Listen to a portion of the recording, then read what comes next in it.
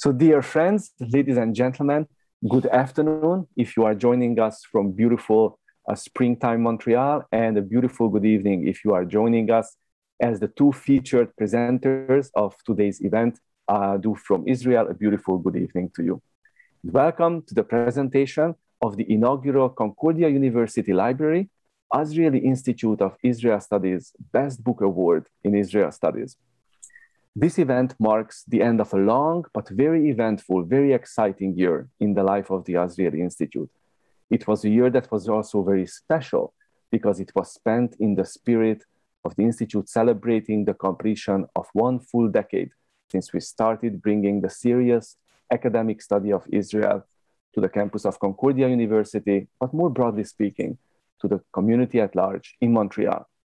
My name is Csaba Nikolényi. I'm professor of political science at Concordia's Department of Political Science, and I've also been serving as director of the Azrieli Institute of Israel Studies. It is my pleasure and honor to welcome a number of distinguished guests, friends to this important event, and some of whom you will be hearing from in the next few minutes. First and foremost, I would like to extend a heartfelt welcome to Dr. Pascal Sikot, Dean of the Faculty of Arts and Science at Concordia University, to Pat Riva, Associate University Librarian, Drs. Lauren Lerner and Ira Robinson, Professors Emeriti, who gave up so much of their valuable time to serve on the award committee as jury members. Last but certainly not least, I would like to welcome and greet my colleague and friend, Jeffrey Little, Associate University Librarian and Director of Concordia University Press, with whom I had the honor to serve as co-chairs of this inaugural competition. Our event today is co-sponsored by the Canadian Associates of Ben Gurion University, and we are truly thankful and delighted that they were able to participate in bringing this event to our screens. Jeffrey has been a friend and a key champion of the Azrieli Institute ever since we started and ever since we were established in 2011. Since then, Jeffrey has been extremely helpful in terms of developing the various library resources that are serving the research and student populations on our campuses and in our classroom. Most recently, Jeffrey and his colleague at the library, Kumiko Vezina, played a vital role in helping the Azrieli Institute in developing a very unique Israeli documentary film collection. And so it's with a very special fondness and emotional excitement that I'm inviting Jeffrey to offer the first greeting remarks at today's very exciting event. So Jeffrey, over to you. Thank you very much, Csaba. I bring a very few words of greeting, simply to thank everyone for taking the time to come to this celebration for the inaugural prize in the Best Book in Israel Studies, co-sponsored, as Csaba said, by the Concordia University Library and the Azrieli Institute. It has been a great pleasure for me to participate in the process and to work with Csaba, Lauren, and Ira, and to have the opportunity to have read so many really outstanding monographs in the field of Israel studies writ large. Csaba is very modest, and I want to call attention to all the work that he has done over the past 10 years in growing the Institute, in sustaining the Institute, and building so much momentum around the Institute. And for me to have played a very small role at the Institute has been a great joy and privilege, but it's also been so wonderful to watch the amazing work that Csaba has done. So I congratulate him and the Institute, but I also congratulate our two outstanding prize winners who are with us today, and very much looking forward to having an opportunity to hear from them. So thank you very much. Thank you so much, Jeffrey. And now I would like to invite Dr. Pascal Sikot, our Dean of the Faculty of Arts and Science, to offer a few opening remarks on behalf of the Faculty of Arts and Science. Thank you, Csaba. Thank you very much. Thank you for your words. Thank you also, Jeffrey, for your words. This is really lovely. Good afternoon, everyone, and thank you for joining us today. The Faculty of Arts and Science at Concordia is proud to be the home of the Azrieli Institute of Israel Studies, and it has been for the past 10 years. The Institute is a first in Canada and is a significant site of multidisciplinary research and education. It's incredibly active in its research and its support of student success through financial awards, experiential learning opportunities, and meaningful partnerships with community institutions. I believe it is a shining example of what the Faculty of Arts and Science and Concordia are all about, working across disciplines to foster lasting and meaningful understanding and innovation for the benefit of society. The Best Book in Israel Studies Award is one of the many ways that the Institute supports research in this area. So my heartfelt congratulations to our winners today, Inbal Ben-Asher Gitler and Hagai Ram. The winning titles demonstrate how a single entry point, like the built environment, for example, for Ben-Asher Gitler, and hashish for Ram, can act as a site of interrogation to explore broader social concepts like identity, politics, economics, and cultural shifts. I look forward to what the next 10 years and beyond will bring to the Israeli Institute of Israel Studies, as well to our students. And I look forward now to hear about the winners of the prizes today. Thank you very much. Thank you very much, Pascal. And now I would like to turn the screen and the microphone over to Pat Riva, Associate University Librarian, to offer her remarks on behalf of our partner, Concordia University Library. Pat, over to you. Yes, hello everyone, and welcome to this event. I'm delighted to see you all here, and I'm also really pleased and happy and delighted for the opportunity of the library to co-sponsor this book prize and to promote new scholarship in Israel studies. I'm really looking forward to hearing from the two prize winners. It sounds so enticing. I want to hear more. I'd also like to say that the library, of course, has been very happy to partner with the Institute in the 10 years of its existence. That goes so fast. And also to say that collecting in Israel studies and in the related collection of the Azrieli Holocaust collection has been an important collection for the library and definitely a focus for us.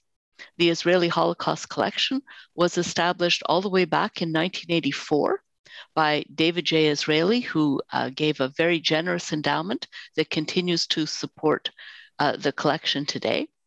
And in its specialized topics on all aspects of the Holocaust and history of anti-Semitism, it's one of the largest in North America, and at this point counts around 9,000 volumes. So I'm hoping that that will serve also to nourish continued work at the Institute. And of course, the library is extremely happy to be partnering with the Institute and continuing in your work, and also very happy to hear that the new collections are much appreciated. It was a pleasure for us to be able to organize that. So I'm very much looking forward to hearing what our prize winners have to say to us today. Thank you very much, Pat. And now we are approaching and entering probably the most exciting part, not that it hasn't been exciting so far, the most exciting part of the event, when I'm about to introduce briefly our two award winners, and then first Inbal and then Hagai are going to share key insights and brief summaries of their respective work. Before I would introduce our winners, I do want to tell you, friends, ladies and gentlemen, what an extremely difficult job our four-member jury committee faced. And both Dr. Lerner and Dr. Robinson are also here joining us, so they can definitely testify to every word that I'm saying, that it's true. We received over 40 submissions that the four of us were extremely busy reading through, comparing notes. At the end of several deliberations, we unanimously were so happy to recommend that instead of announcing one winner, this year we should actually, in this inaugural competition, double up and offer two prize winners. And we're just delighted that, that both of them, both Inbal and Hagai, accepted the award and that they are able to join us on screen. Our plan very much is to make sure that next year, of course, COVID permitting, when we celebrate the winner of next year's competition, that we can do a similar celebration on site on our campus at Concordia University. So without further ado, let me repeat after Pascal already mentioned the two winning titles, and then after a few brief words of introduction, I would turn the microphone over to them, to the prize winners. So the first winning title is Inbal Ben-Asher Gitler's Architectural Culture in British Mandate Palestine, 1917 to 1947, that was published in 2020 by Edinburgh University Press. The second title is Haggai Ram's Intoxicating Zion, A Social History of Hashish in Mandatory Palestine and Israel, published also in 2020 by Stanford University Press. Congratulations. Now a few words about the authors. Inbal Ben-Asher Gitler received her Ph.D. from Tel-Aviv University in 2005. Currently, Inbal is a senior lecturer of architecture and visual culture at Sapir Academic College, where she is also head of the visual culture section at the Department of Communications. At Ben Gurion University of the Negev, Inbal serves as a teaching fellow. Her main research areas include the modern architecture of Israel and Palestine, Israeli visual culture. In addition to her prize-winning book, Architectural Culture in British Mandate Palestine, she is also co-editor of another important book, Israel as a Modern Architectural Experimental Lab, 1948 to 1978, which she is co-producing. She has co-produced with Anat Geva. Inbal's research has been published in numerous journals, including Israel Studies Review, the Journal of Architecture, Urban Planning, and Design Issues. Our second prize winner, Haggai Ram, is a professor of Middle East history at the Department of Middle East Studies in Ben Gurion University of the Negev. Haggai's areas of teaching and research are the social and cultural histories of Iran and the Levant. Among his publications are a 1994 publication, Myth and Mobilization in Revolutionary Iran, Reading Iran in Israel, published in 2006 in Hebrew, Iranophobia, The Logic of an Israeli Obsession, published in 2009 by Stanford University Press, and of course, the winning title, Intoxicating Zion, A Social History of Hashish in Mandatory Palestine and Israel. We asked each of our award winners to offer a brief presentation of their work in no more than 20 minutes. So without further ado, let me turn the screen over to Inbal first.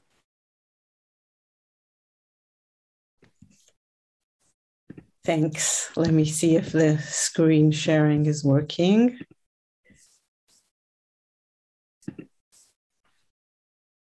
Okay. Is it switching now? Yes. Okay, great. We had a little bit of an issue with it earlier. So thank you very much. It's really exciting to be here and receive this honorable award and the recognition of my work that it represents. I'd like to thank the Concordia Library and the Azrieli Institute for awarding me with the prize and congratulate Haggai Ram on receiving it with me for his book, Intoxicating Zion. So we were asked to talk a little bit tonight about why each of us wrote the book and present the nonfiction stories that we tell. And to tie our books together, since they both relate to global phenomena in the same time and place, I wanted to quote the summation of Haggai's back cover, where it is written, and I quote, "Hashish use was and is a marker of belonging and difference, and its history offers readers a unique glimpse into how the modern Middle East was made," end quote. I think the same can be said of Jerusalem's architectural culture during the British Mandate. It was definitely a marker of belonging and difference. Therefore, in writing the book, I wanted to explore what sense of belonging architecture sought to create for Jerusalem's mandatory communities, and to examine how exhibiting difference in architecture delineated the emerging national identities of Zionist Jews and Muslim and Christian Palestinians. I wanted to move away from studying religious architecture as a marker of nationalism, and therefore investigated the secular structures of the Zionist executive buildings and the Palace Hotel. Conversely, I also looked at two foreign powers' secular architecture, the Archaeological Museum, built by the British, who were the mandatory power and ruled and managed Palestine, and the Jerusalem YMCA, built by the Americans and representing the United States' rise to power after World War I. And as with Intoxicating Zion, the building's designs indeed provide a telling example of how modern architecture was introduced to the Middle East and how very multifaceted it was, therefore challenging our concepts of what was modernism. As most of you know, the Azrieli family has contributed enormously to promoting architecture and its research in Israel. They share credit for the fact that the research of the architecture of Israel and Palestine has progressed wonderfully in the past decade. For me, researching Jerusalem's secular buildings of the Mandate period was similarly intended to fill in rather glaring gaps in our knowledge of what went on architecturally in the city during those years. We have a general idea of British activity. We have outlined some major technological and design approaches. Some case studies were conducted about hotels, researched the Hebrew University and its famed architect, Eric Mendelsohn, and additional specific architects have been studied, such as Austin St. Barb Harrison, who designed the museum, and more recently, Genia Averbuch, who built in Rechavia. However, when I set out to study Jerusalem's architecture culture, the history of many buildings was practically unknown, and there was much to investigate regarding the exportation of modernism to Jerusalem and its meeting with tradition. Most importantly, perhaps, was the theoretical premise proposed in the book. The buildings are investigated by looking at the ways in which architecture was impacted by and responded to intercommunal and intracommunal relations in the city. To demonstrate this, the 4 buildings researched were all designed and built through cooperation among the city's diverse communities, sects, and subsects. Owing to this cooperation and the prominence of the buildings, these edifices acquired a special significance for the city's publics. As such, the book is among the first comparative studies of Jerusalem's architectural history, because research to date has tended to explore the city's buildings only in terms of the groups that commissioned them. I therefore approached Jerusalem's architectural history using relational history, a methodology that examines the relationships of individuals and groups during a specific era and in a given social space. In the architectural historical context, revealing these interactions included asking such questions as, what was architecture's role in the struggle to define communal or national identity and authority? How did cooperation among Jerusalem's communities affect the architectural product? And to what extent did intercommunal and intracommunal relations help to shape these buildings? The buildings discussed in the book were all erected between 1926 and 1938. So I'd like to outline here with more detail who the buildings were intended for, and then say a few words about each of them. The Palestine Archaeological Museum was built by the British with American funding and involvement, and was intended to display the country's vast cultural heritage to all of Palestine's communities. The Jerusalem YMCA was a pilgrim hostel and a cultural center constructed by the Young Men's Christian Association of the United States to serve all of the city's groups, as well as to give Jerusalemites a taste of American culture. Both the YMCA and the Archaeological Museum introduced new building typologies to Palestine, reflecting the global spread of Western modern civic culture. Granted, of course, there were precedents for both in the city. However, Earlier pilgrim hostels in Jerusalem did not function as modern intercommunal community centers, and no exhibition space that preceded the Archaeological Museum was comparable to it in size, modern museum design, and research-based curatorship. The research revealed that the plan, form, and construction of the buildings were grounded in Western architectural culture, and that architects and designers used this as a framework for relating to Jerusalem's and Palestine's communities by enlisting local architectural practices and traditions. Three principles guided this adaptive process, but here I'll only give you one example, and this is the use of Mediterranean and Middle Eastern elements alongside modern Western components.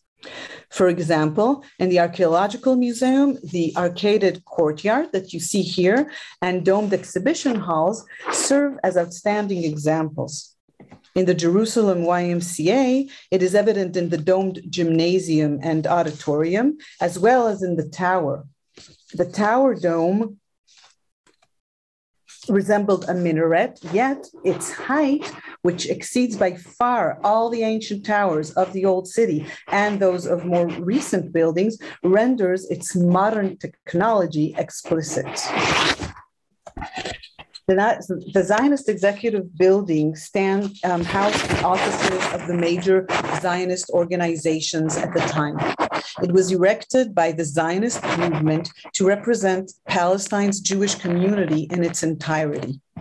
I discovered that its building process already revealed the entangled relations between Ashkenazi and Sephardi Jews, religious and secular communities, as well as the discussion of Arab labor and avodah ivrit, Hebrew labor. The Palace Hotel was built by Muslim Palestinians. For this community, the palace was much more than a hotel. It was their new modern representative building. Although secular, the hotel related spatially and ideologically to religious activity as embodied by the traditions and policies of the Jerusalem Waqf. The development of the Palace Hotel's design and its significance are probably one of the most important discoveries of the book. I demonstrated that the hotel's design integrated Muslim heritage with a modern building typology of hotels. I discovered that this was facilitated by implementing Turkish architectural theory and practice. Carried out by the architect Negev in consultation with the building's patrons, the hotel's design demonstrated a complex exchange of ideas between mandatory Jerusalem and the Turkish Republic. The construction of modern Palestinian identity was achieved by selecting iconic historical sources of inspiration from the Haram al-Sharif, such as the stone carvings you see here that were inspired by the woodwork of the Al-Aqsa Mosque. In selecting these highly sanctioned local precedents, the secular hotel transformed sacred symbolic spaces into manifestations of cultural heritage as political assets. As such, it contributed to the formation of Palestinian national identity and provided a response to parallel processes of identity formation in the Zionist community. Of the 4 buildings researched for the book, the Zionist executive building, an office space, reflects the clearest adaptation of international modernism. This can be seen in architect Ratner's pure geometries, uninterrupted and uniform stone setting, and remarkably sparse use of decorative elements. In his design approach, this emerging architect anticipated many of his contemporaries in Palestine. Here, too, I think that the book presents a new perspective on how modernism, usually hailed as pioneering development and trademark of Tel Aviv, and yes, I'm talking about the Bauhaus architecture, actually began in Jerusalem. Applying modernism was the outcome of Ratner's identifying the obvious problem with appropriating local heritage for constructing Zionist identity. This is because Jerusalem's ancient architecture is usually identified as Muslim and is rarely seen as distinctly Jewish. Ratner, therefore, adopted modernism to resolve this contradiction. He took this international style and implemented it as a national, geographically specific style. This strategy is an early and remarkable example of the global transformations that characterized post-World War II international modernism. It anticipated modernism's central role in the architectural culture of new nations and the construction of their national identities through its adaptation, interpretation, and diversification. So why does it matter? Forgive me for showing a very religious poster here after I said that the buildings are secular. But the stories of these four buildings generate critical questions regarding the heritages that they represent, whether and how they should be preserved. And these discussions have a bearing on much of Jerusalem's 20th century architecture. This is perhaps the most pertinent question that the study raises. What can the histories of such representative architecture and its centrality to Jerusalem's communities contribute to our understanding of current spatial dilemmas and their contexts within present-day conflicted Jerusalem? The book proposes that by framing such buildings and their histories within current academic discourses and public debates, Jerusalem can be understood not only as a space of ancient religious monuments, but also as a site where architects negotiated and formulated responses to key early 20th century architectural developments. As Jerusalem's Mandate era architecture reveals important aspects of intercommunal interactions, acknowledging this heritage as a milestone of local architectural culture might well produce new alternative perspectives regarding the city's urban space and its practices. As an Israeli who has lived in Jerusalem and frequents the city, I can sadly and soberly contend that I do not share some carefully harbored hopes expressed sometimes in scholarly discussions that architecture can play a more prominent role in guiding the region towards peace. Nevertheless, I would like to think that the weft and warp that wove together the architectural production of the 1920s and 1930s will someday inspire and rekindle modes of cooperation and interaction among Jerusalem's communities, and that these will perhaps provide even a partial foundation for a better future. I would like to close with expressing once again my deep appreciation for receiving this award, and to thank Chaba Nicolini and everyone who organized the event tonight at Concordia. Also, the Israel Science Foundation, who founded this project, my colleagues from Sapir College and Ben Gurion University, the research assistants whose invaluable help made this book possible, the amazing editors and staff at Edinburgh University Press, and finally, my dissertation advisor, Adina Mayer, who first guided me into discovering mandatory Jerusalem. Thank you very much. Inbal, thank you so much for this extremely informative, for having read the book. I'm not as surprised perhaps by many of the things that you recapitulated as members around the table who may not have had yet the pleasure and the opportunity to read your book. But thank you also for sharing this profound hope that you did at the end of the presentation. And thank you so much for showing us what a model scholar you truly are, someone who shares her accomplishment with all the other people who provided help, including students, research assistants, supervisors, mentors. We are all, of course, knowledge is about interconnecting explanations and ideas. And what you have just done is a beautiful example of that. So thank you. I really benefited more than I would have been able to imagine from the last 15 minutes. And now the microphone is being turned over to Haggai. Haggai, the screen is all yours. Thank you so much, Inbal and Shaba and all the rest.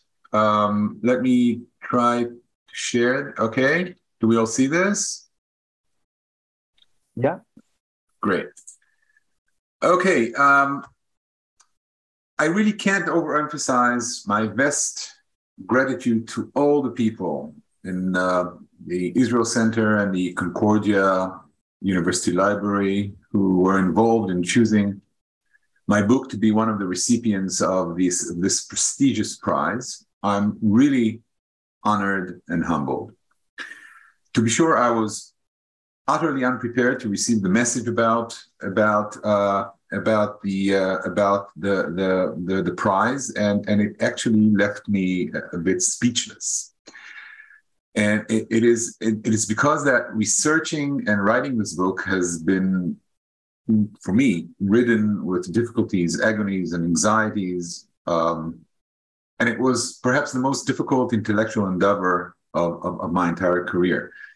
So receiving this prize served as a vindication of that my efforts were probably not in vain.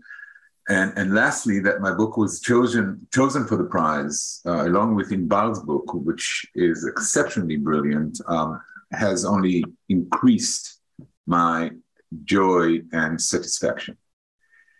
So for the greater part of my career, I've been a cultural and social historian of modern Iran. And although I had established myself, if I can say so myself, as a historian of Iran for over 2 decades, with time, I gradually became, and I'll try to put it mildly, a bit bored with the topic, and realizing that I still have to survive many years until my retirement, I felt that I needed to infuse new blood into my scholarly passions. I therefore set out to explore new fields and topics to research and teach, or in other words, to embark on a new, perhaps second intellectual career. So during that quest, I discovered quite accidentally, as historians would rather agree with me, because I'm sure that they had similar experiences. So I discovered by accident a large body of exciting historical scholarship on various stimulants, cannabis, opiates, cocaine, but also sugar, tobacco, and coffee. This was part of what Latin Americanist and historian Paul Gutenberg described as the new drug history, which emerged since the late 1990s and early 21st century. Now, until that point in time, academic interest in drugs, particularly criminalized drugs, was largely limited to those in the biomedical or legal criminological fields. So when historians began to demonstrate an interest in the subject, they delved into previously untapped archives and analyzed a wide array of sources using their training, that is, cross-disciplinary cultural and sociological methods, in order to understand the histories and modern origins of a variety of intoxicants. So in the process, they have shed light on an immense and fascinating field of study that includes, for instance, new understandings of the political and cultural contexts within which substances became drugs, the underworlds of users and traffickers, the complex roles of race, gender, and class in the construction of addiction, and the place of colonialism and nation-building projects in dispersing drug use and enforcing drug restrictions. So I was immediately immediately attracted to this topic. Now, having taken some more time to acquaint myself with this literature, I discovered that it offered exciting observations about societies and the interaction between societies and drugs across many continents, the Americas, Europe, Asia, Middle East, Africa, and so on and so forth. Yet, I also discovered that there is no historical study on drugs in Palestine and Israel that has been undertaken. Although we know quite a lot about the history of criminalized drugs in other parts of the British Empire, most notably India and Egypt, we know very little about them in mandatory Palestine. Similarly, very little has been published about the history of drugs, and again, the interaction between drugs and society, the links between hashish use, trafficking, and regulation. There is absolutely nothing written about this vis-a-vis the state of Israel, at least historical studies. So my book is the first study that fully explores the history of hashish as a criminalized drug in Palestine and Israel. And it presents, I think, also a first-of-a-kind window through which one can explore broader political, economic, social, and cultural change. So what is my book all about? Briefly, or in broad brushstrokes. The book is concerned with the social history of cannabis, hashish, and marijuana in Palestine, Israel. So it draws on a large body of untapped archival sources, which I collected in Israel and abroad, as well as on press reports, works of fiction, memoirs, and films. And the book's point of departure is the Mandate period, which coincided with the criminalization of cannabis and other drugs in the international arena. And then the book ends with the 1967 war, which, together with global trends and circumstances, I believe, dramatically transformed patterns of cannabis culture and drug policy in Israel for years to come. So the book has two interrelated objectives. The first one is to follow the transition from mandatory Palestine to the state of Israel in the 1950s and 1960s through an uncommon perspective, that is, of hashish, hashish being not only the most popular drug in Israel and the Levant, but also an illicit commodity that is smuggled across borders, traded, consumed, regulated, and endlessly debated, and also a screen on which societies and states project their class, ethnic, and gendered desires and anxieties. The book shows that the transition from the Ottoman Empire to the mandatory period, and then from that latter period to the state of Israel, were not epochal breakpoints in history. In addition to the persistence of the political and cultural horizons of the country's Jewish and Arab inhabitants, which was discussed in earlier scholarship, the book traces trends of continuity in the fields of regional drug networks, criminality, and drug culture, which survived these transitions, albeit in transfigured forms. The second objective was to situate the history of hashish in Palestine, Israel, in a transnational, perhaps also a global context.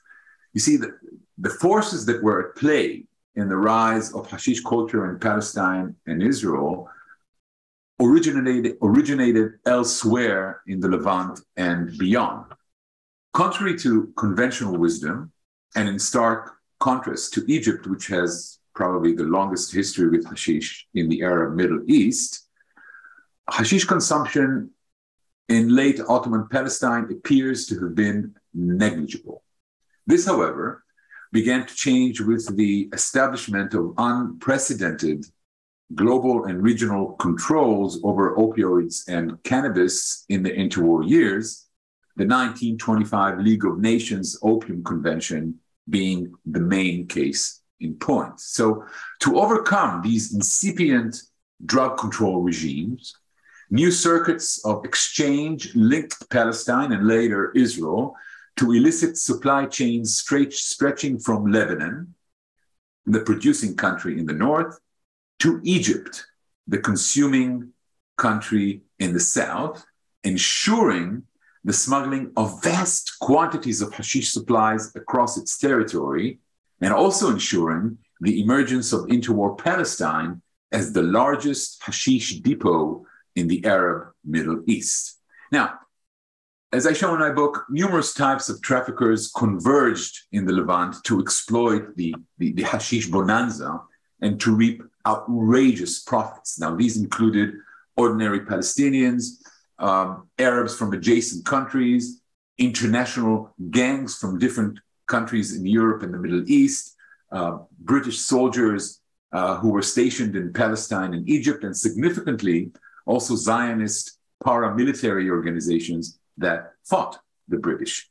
So due to the creation of the Mandate States, with customs and police outposts erected along these states' borders, and of course, internal anti-drug enforcement activity which was carried out within them, these traffickers were required to come up with a variety of ploys and deceptions to transport their cargoes safely. Now, as the Palestine police had neither the means nor the willpower to contend with these audacious and cunning smuggling operations, hashish flows across the Levant highlighted the perforated nature of the Levant states' borders, which in turn eroded these states' legitimacy. Be that as it may, the massive quantities of hashish that exchanged hands during their passage across Palestine led to a significant increase in hashish consumption by Palestine's urban working class Arab population, verifying the argument that availability, accessibility, and familiarity matter. Hence, by the 1930s, hashish smoking ran rampant throughout Palestine's urban centers of Jaffa, Haifa, Jerusalem, Akka, that is Acre, Nablus, Tiberia, that is Tiberias, Ramla, Al-Lidda, that is Lod, and even Tel Aviv, the first Hebrew city. And venues for consumption, such as makeshift hashish dens, coffee houses, and brothels proliferated in these towns, and many persons could be seen wandering the streets stoned, or to use a more appropriate academic word, intoxicated. Outside forces also helped to harden Jewish positions on hashish. Jews in mandatory Palestine, both Sephardi veterans and East European immigrants, tended to stay clear of hashish. In this, they were particularly receptive to colonial knowledge that was produced in three main sites: India and Egypt, where the British had contended with cannabis-oriented cultures long before arriving in Palestine, and from the Geneva-based League of Nations, whose role was crucial in shaping displaced and distorted ideas about cannabis around the world for years to come. Now, this knowledge molded hashish into a distinctively orientalized drug, even a token of Arab barbarism, capable of animating the supposed inherent pathologies besetting the mentality of Orientals, namely inordinate and excessive sexuality, as well as homosexuality, irrationality, insanity, criminality, indolence, and manipulability. To wit, hashish smoking amounted to an extreme act of border crossing between Jews and Arabs, and one that would take Jews far too down the road of Orientalization, thereby exposing Jewish bodies most perilously to the temptations of an alien space. Now, compare this to the moral panic of reefer madness and killer weed in the United States at the very same time, a moral panic which targeted Mexican immigrants and urban blacks, right? But also a moral panic which demonstrates the global reverberations of these positions. Anyway, these colonial misperceptions survived the establishment of the State of Israel, and at the same time responded to new demographic and political realities. And I'm talking about the expulsion and flight of the Arab population in the Nakba, on the one hand, and the country's repopulation by Jews from the Middle East and North Africa, commonly known as Mizrahim, on the other. Now, some of these Jews had used hashish in their countries of origin and brought the habit with them to Israel. Other first and second generation immigrants from Muslim countries picked up on the habit in Israel owing to their socio-economic and ethnic racial marginalization. So, as I'm sure you know very well, many of these immigrants were settled in so-called transit camps, which sprang up across the country, with some transformed into development towns by the 1960s. They suffered from poor sanitary and hygiene conditions, poverty and neglect, as well as ill treatment and discrimination by the state authorities. Now, beset by these adversities, transit camps soon evolved into centers of drug wheeling and dealing and substance abuse. And in this way, hashish became a Jewish problem, where formerly it was considered largely an Arab one. Now, no reliable statistics exist, but it is reasonable to speculate that the number of hashish smokers did not exceed a few thousands in the 1950s and 1960s in Israel.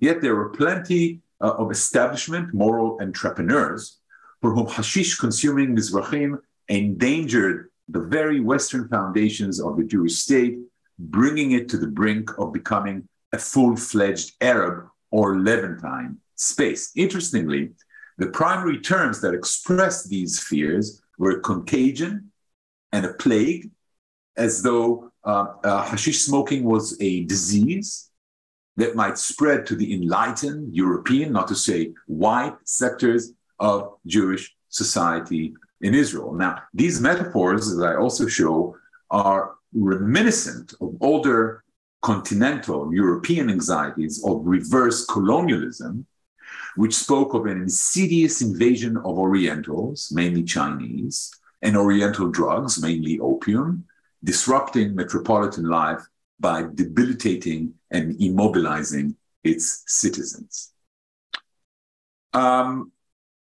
Global trends and the occupation of Palestine in Palestinian territories in the 1967 war, joined to prompt a significant expansion of hashish culture among Israeli Jews, but these were Israeli Jews that were previously immune to the habit, thus bringing down the ethnic, gender, and class barriers that kept hashish smoking strictly an Arab or Mizrahi vice. By the way, making Israel what a recent op-ed in Haaretz branded as a nation of stoners, Ummah shel Satlanim.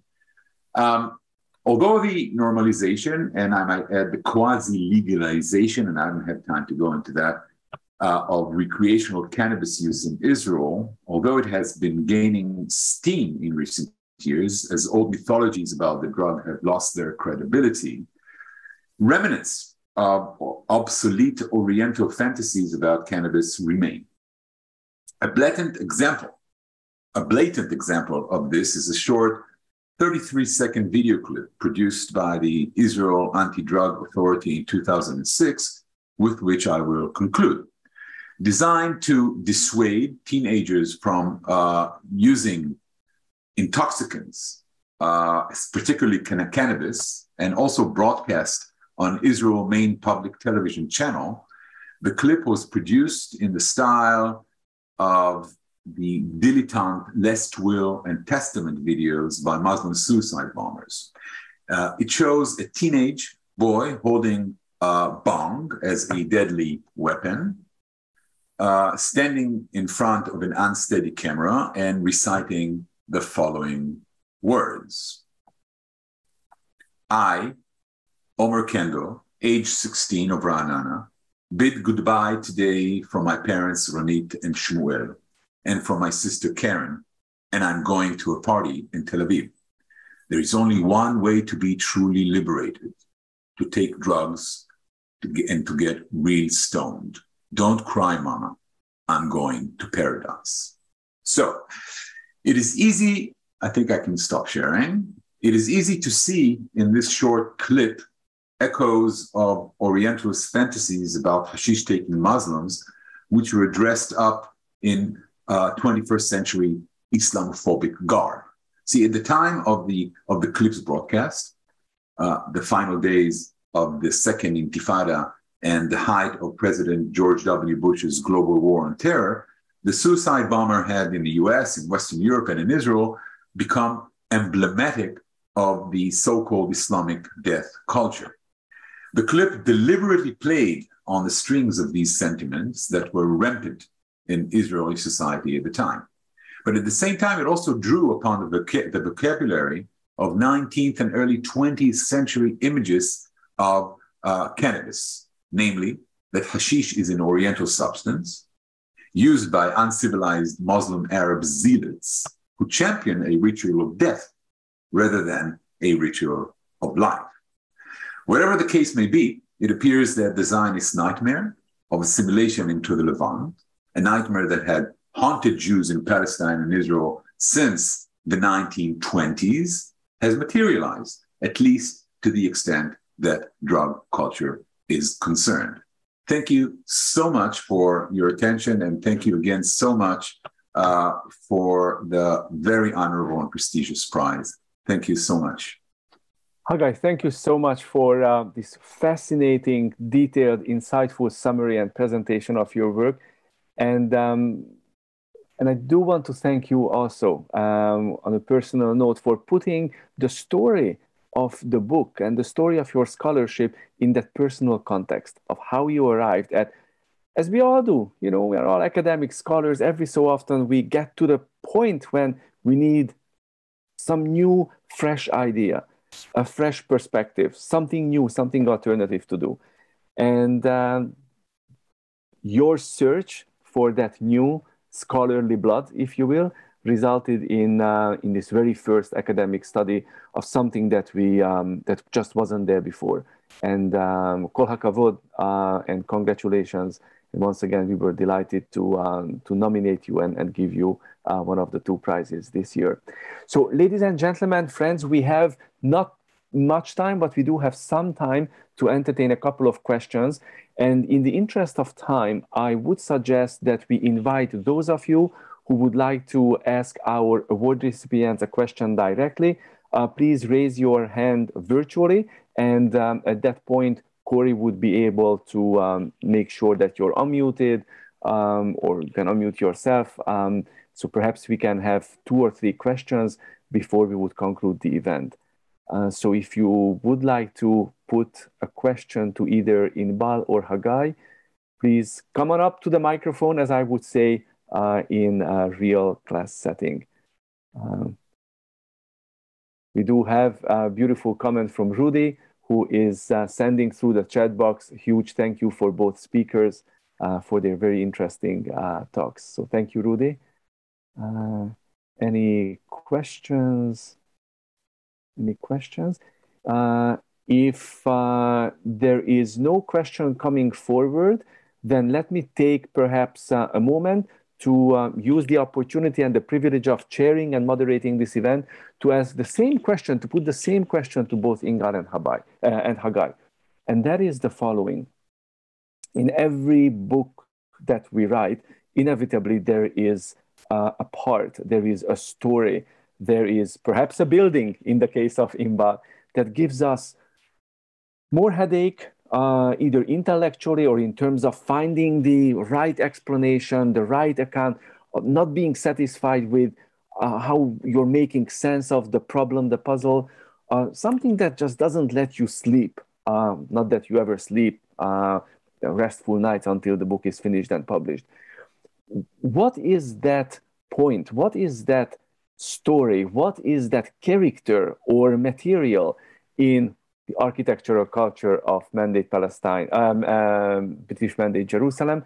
And what is that story, problem, document, or whatever in Intoxicating Zion that would stand out as being the most difficult obstacle or barrier to overcome in the process of researching and or actually writing the book, if there is one? I begin? Sure, Haggai. Okay. It's a very, very easy question to answer. As I said before, there are many things which kept me up at night. But I think that the most frustrating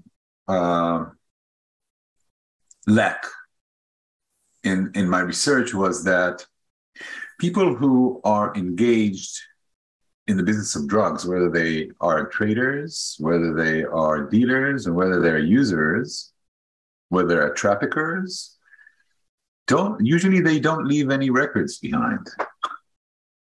I mean, that is in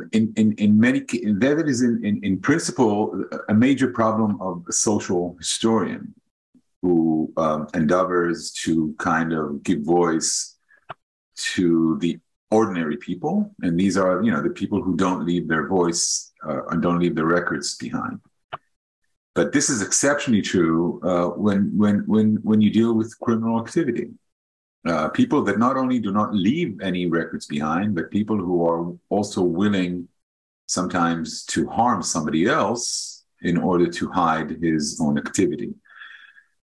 So this was the main challenge, was trying to recreate these lives of people and their experiences, although I had to use most of my primary sources whereby, mandatory authorities or Israeli authorities, that was the problem, which I had to read in between the lines, sometimes even against the grain. So I think this was a major issue which I had to overcome.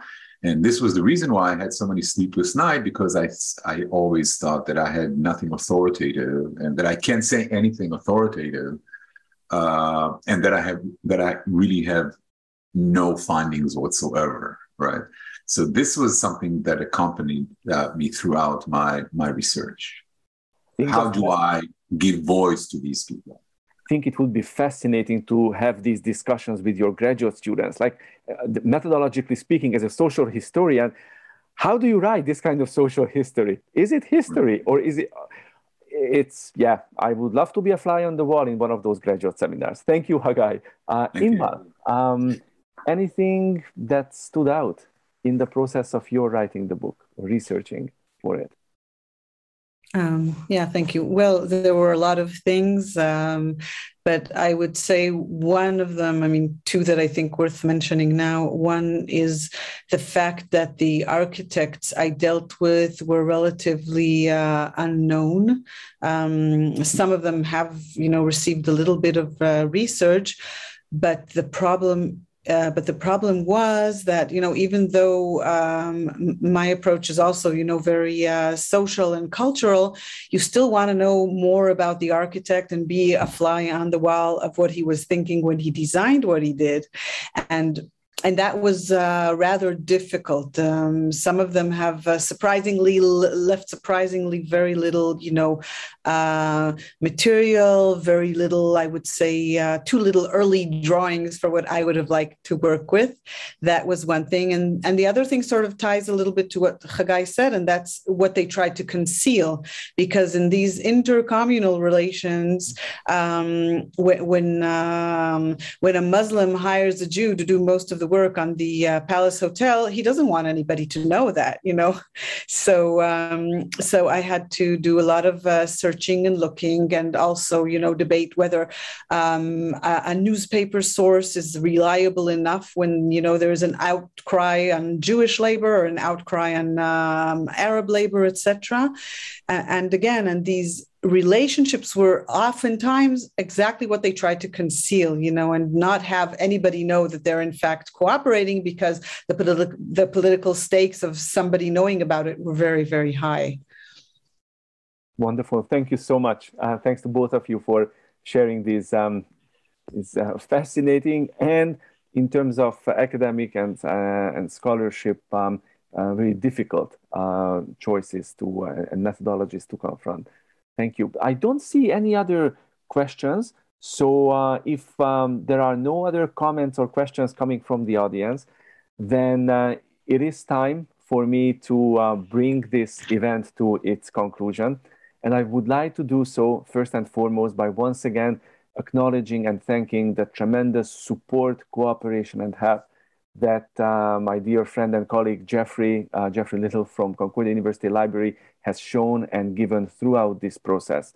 And so thank you, Jeffrey. It was really a blast to work together with you, to have the opportunity to bring this entire year-long process to its very, very successful culmination in working together with you. And of course, a huge thank you to Dr. Lauren Lerner and Dr. Ira Robinson, both of whom are here tonight, this afternoon with us.